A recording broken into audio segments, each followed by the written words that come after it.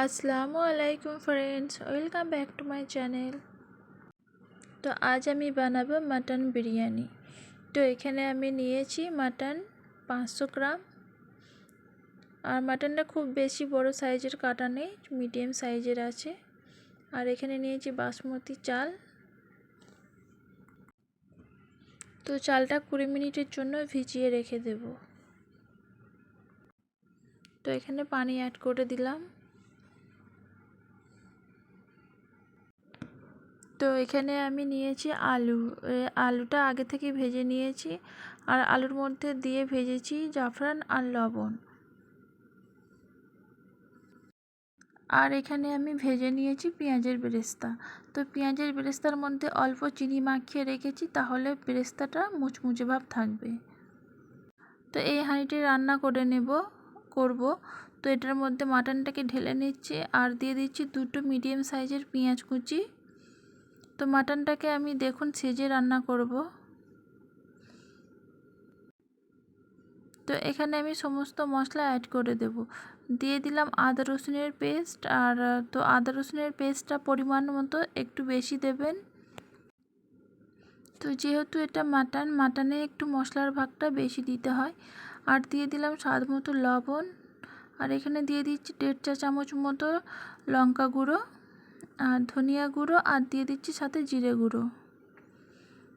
তো আমি এখানে বিরিয়ানি বানাবো, মাটন বিরিয়ানি। তো সেক্ষেত্রে কিন্তু আমি এখানে হলদি পাউডারটা অ্যাড করিনি।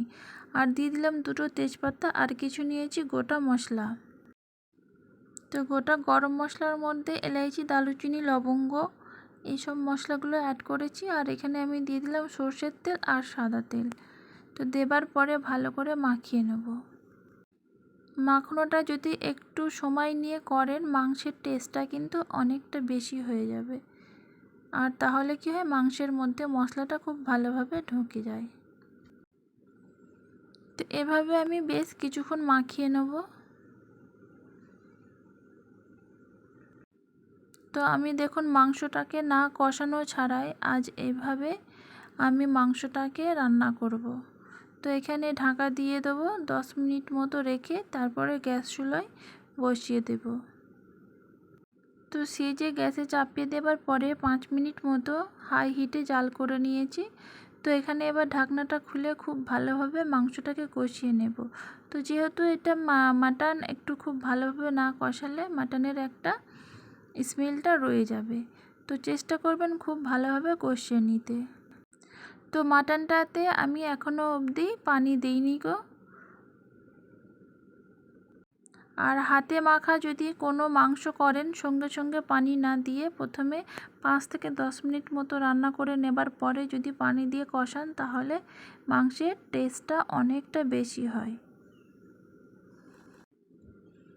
তো এখানে দেখুন মাটনটাকে খুব ভালোভাবে কষানো হয়ে গেছে। আবারও মিডিয়াম ফ্লেমে রেখে 5 মিনিট মতো জাল করে নেব। তো এখানে আমি ঢাকাটা খুলে নিয়ে আবারও কিছুক্ষণ কষিয়ে নেব। আর অল্প পরিমাণে পানি দিয়ে দিচ্ছি, দেখুন একদমই সামান্য পরিমাণে পানি দিয়েছি, দিয়ে ঢাকা দিয়ে দিলাম। তো ঢাকাটাকে খুলে নিয়েছি, দিয়ে 2-1 বার কষিয়ে নেবার পরে এখানে অ্যাড করে দিলাম টক দই।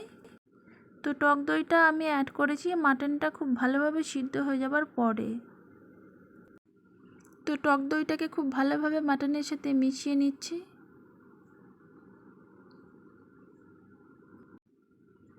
তো এখানে আমি অ্যাড করে দিচ্ছি বিরিয়ানির মশলা। এটা আমি বাড়িতেই তৈরি করি। আপনারা চাইলে বাড়িতে বিরিয়ানির মশলা তৈরি করে একবার রান্না করতে পারেন। আর সাথে দিয়ে দিলাম ধনিয়া পাতা আর পুদিনা পাতা কিছুটা, দিয়ে ঢাকা দিয়ে দিলাম। আর এখানে ভাতের জন্য আমি নিয়েছি কিছুটা পানি, আর দিয়ে দিলাম গোটা মশলা আর 2টো তেজপাতা, আর দিয়ে দিচ্ছি স্বাদ মতো লবণ। তো বাসমতি চালের বিরিয়ানি করব, সেক্ষেত্রে পানিটা ফুটান্ত হবে, তারপরে আমি চালটা দেব। আর এখানে দিয়ে দিলাম 1 চা চামচ মতো ঘি। আপনারা ঘিয়ের জায়গায় তেলও দিতে পারেন। আর এখানে পানিটা ফুটে ওঠা অবধি অপেক্ষা করব। দেখুন খুব ভালোভাবে পানিটা ফুটে গেছে। তো এখানে আমি চালটাকে অ্যাড করে দেব। ঘি বা তেলটা দেওয়ার কারণ যে ভাতটাকে ঝরঝরে আর একটা একটা রাখে। তো এখানে আমি চালটা দিয়ে দেওয়ার পরে একটু নেড়ে নিচ্ছি। আর বাসমতি চালের ভাত করবেন কিন্তু হাই হিটে রেখে, একদম লো করবেন না। এখানে দেখুন ভাতটা প্রায় হয়ে এসেছে, আর 1 থেকে 2 মিনিট মতো করে নেব, দিয়ে নামিয়ে নেব। তো এখানে মাংসটা আমার রেডি হয়ে গেছে। এবার পালা বিরিয়ানিটাকে সাজিয়ে নেব। তো আমি সাজা বিরিয়ানি করছি বা দম বিরিয়ানি করব। তো প্রথমে আমি মাংসটা অল্প তুলে নিয়েছি আর দিয়ে দিচ্ছি মাংসের উপরে কিছুটা পরিমাণে ভাত। ভাতটা দেখুন কতটা একটা একটা হয়েছে আর ঝরঝরে হয়েছে। এভাবে রান্না করলে আপনারা চাইলে একবার ট্রাই করতে পারেন। তো এখানে আমি বেশ কিছুটা পরিমাণে ভাত দিয়ে দিলাম প্রথমে। তো মাংসের উপরে বেশ কিছুটা পরিমাণে ভাত দিয়ে দিচ্ছি, আর এটা আমি 2 থাকের করব। তো আমি এভাবেই বিরিয়ানি রান্না করি। যদি আমার এই রান্নার রেসিপিটা আপনাদের কাছে ভালো লেগে থাকে, একবার হলেও ট্রাই করতে পারেন। আর এখানে ভেজে রাখা কিছু পেঁয়াজের বেরেস্তা আর সাথে দিয়ে দিলাম ইয়েলো ফুড কালার। তো ভেজে রাখা আলুটা দিয়ে দিলাম, আর সাথে দিয়ে দিলাম কিশমিশ, আর দিয়ে দিচ্ছি অল্প পরিমাণে বিরিয়ানির মশলা। এভাবে বিরিয়ানির মশলা অল্প করে ছিটিয়ে যদি দেন, যখন বিরিয়ানিটা রেডি হয়ে যাবে তার স্মেলটা এতটাই সুন্দর হবে, আপনারা না বানিয়ে খেয়ে দেখলে বুঝতে পারবেন না। আর বাকি যে মাংসটা ছিল সেটাও দিয়ে দিলাম, আবারও সেমভাবে একটু বেরেস্তা দিয়ে দিলাম। তো আবারও সেমভাবেই আমি ভাতটা উপরে দিয়ে দেবো বাকি যেটা আছে। তো এখানে আমি কালারটা দিয়ে দিলাম ফুড কালার। এটা দেখতে সুন্দর লাগার জন্য, আপনারা চাইলে স্কিপও করতে পারেন, তবে আমার মনে হয় অল্প পরিমাণে দিলে দেখতে আরও সুন্দর লাগে। আর সাথে অল্প পরিমাণে দিয়ে দিলাম বিরিয়ানির মশলা, আর বেজে থাকা পেঁয়াজের বেরেস্তাটা ওপরে দিয়ে দিলাম। তো কেওড়ার জল আর সাথে দিলাম গোলাপ পানি। আর এখানে আমি মিঠা আতর ইউজ করব। আপনারা চাইলে মিঠা আতরটা ইউজ করতে পারেন, আর নাহলে স্কিপও দিতে পারেন। মিঠা আতরটা দেবেন 1 থেকে 2 ফোঁটা, আর সাথে দিয়ে দিলাম ঘি উপরে। তো এবারে আমি ঢাকা দিয়ে রেখে দেবো 10 থেকে 15 মিনিট মিডিয়াম ফ্লেমে, লো টু মিডিয়াম ফ্লেমে।